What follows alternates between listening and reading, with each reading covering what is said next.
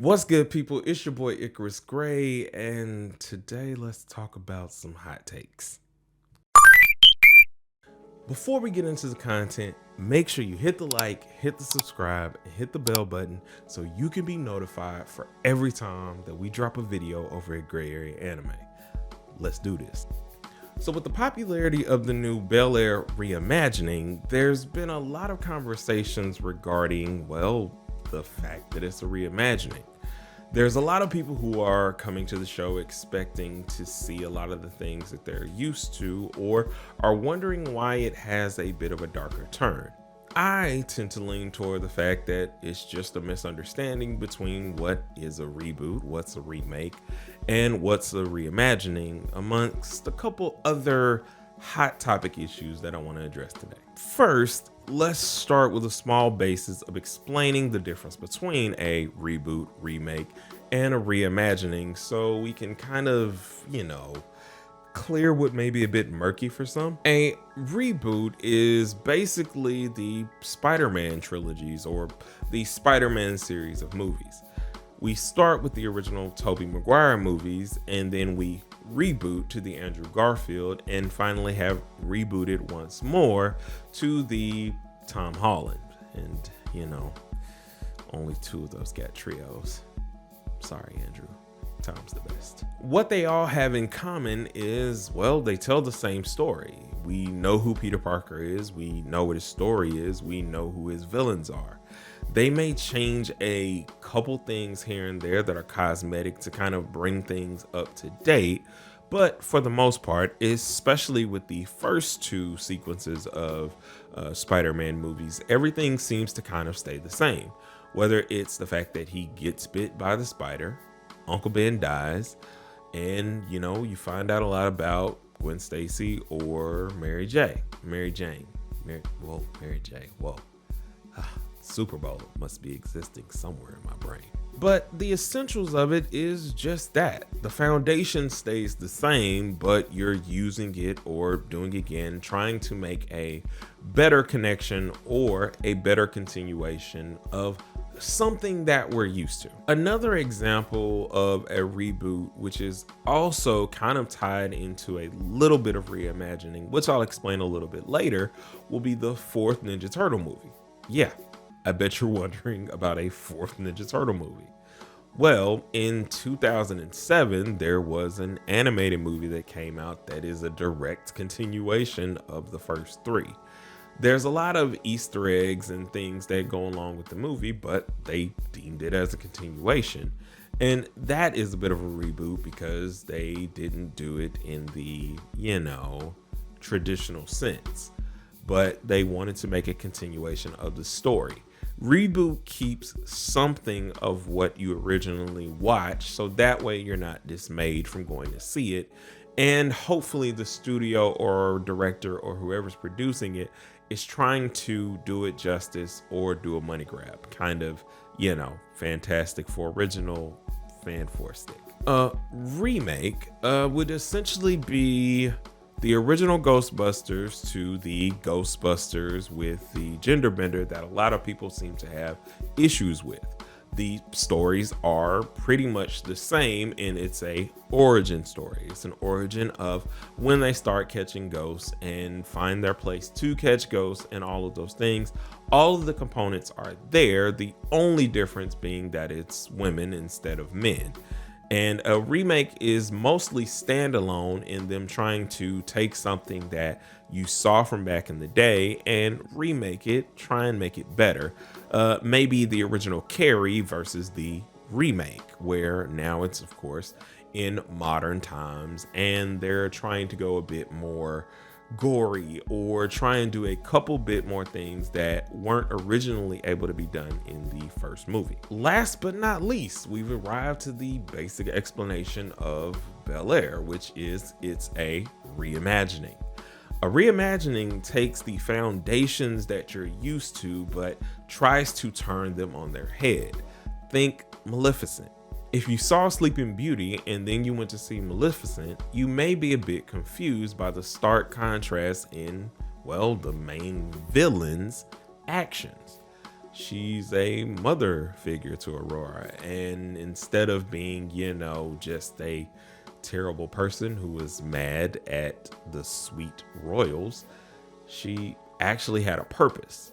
And that's a reimagining. It's shifting what you originally thought about a series and turning it on its head.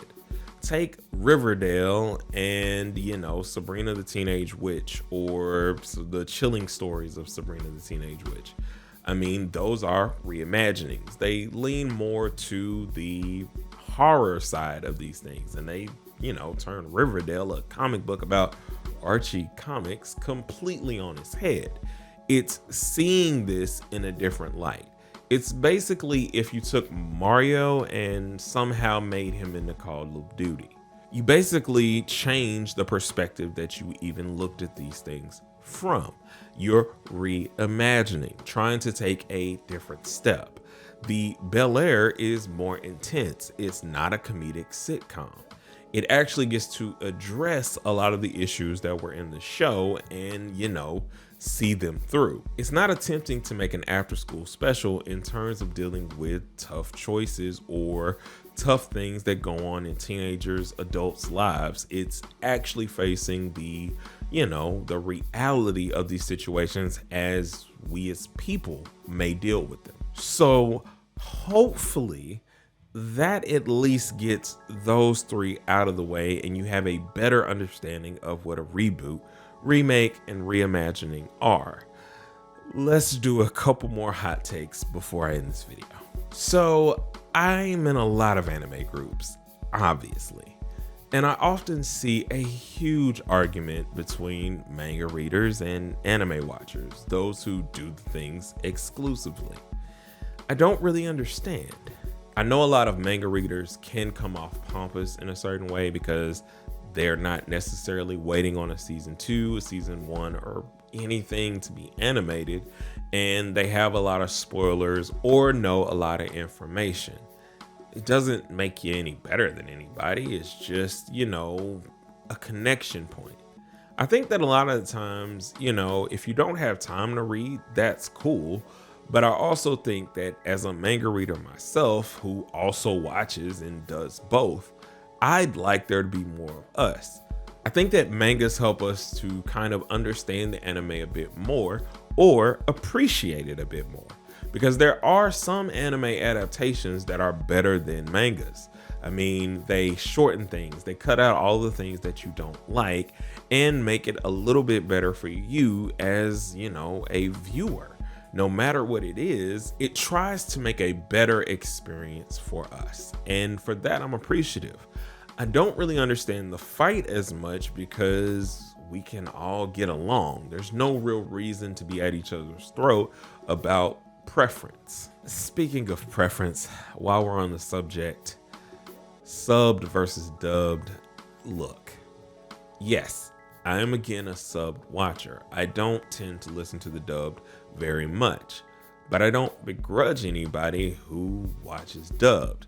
I actually kind of get it now. For a while, I know that I was very into hearing the original voice actors because they take a joy in it, and there's something about seeing something that you wrote in your language, spoken in your language, that allows you to have more freedom of expression than trying to translate it and conform to different euphemisms or different words and things. And while it can be done well, there are times where it's just done horribly. But in this regard, if you don't have time to sit down and read, it's always better to be able to hear while you're cooking or doing different things. So I understand that aspect of dubbed watchers and don't begrudge them for it. And don't begrudge anybody for their personal preference of how they watch anime. I mean, hot take here, it doesn't matter as long as you're doing it. Sub versus dub leads me into my next little hot take, which is basically kind of the same ilk, which is book readers versus movie adaptation people, i.e. maybe like The Hunger Games, Twilight, Harry Potter, all of those different movies that were made from books. Now, I'm not going to sit here and tell you that I enjoyed The Hunger Games movies. I didn't. I thought the book was way better.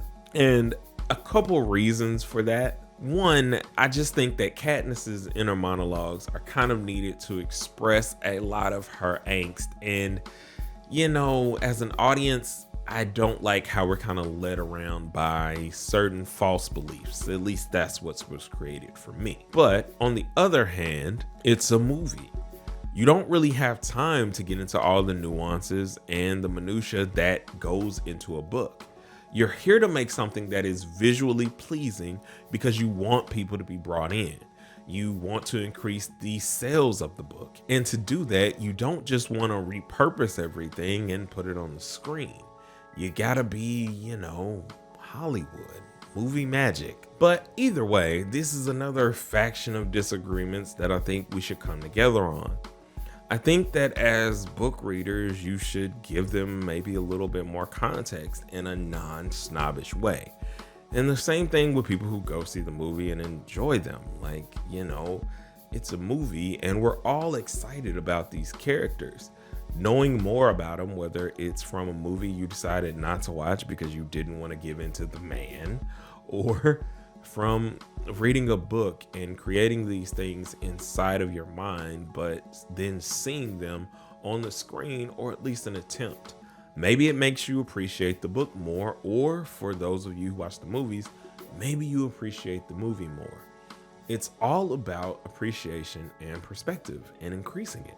So basically, to summarize everything we just went over, reboots are like the different Spider-Man actors. You know, you're going through different phases. We're starting from the beginning. We want to use the same things, but maybe we lost the rights to certain people. Maybe certain actors don't want to come back.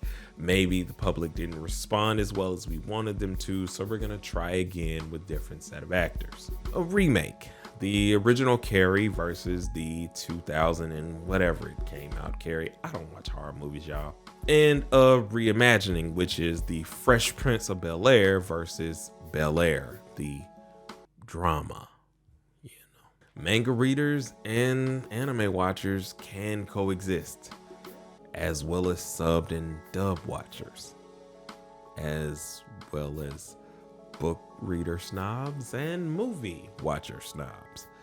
We're all in this to enjoy these things together, people. And while some may not agree, I mean, I hope that I've at least helped somebody put down, you know, the McCoys and the Hatfields fighting you got going on and just enjoy it.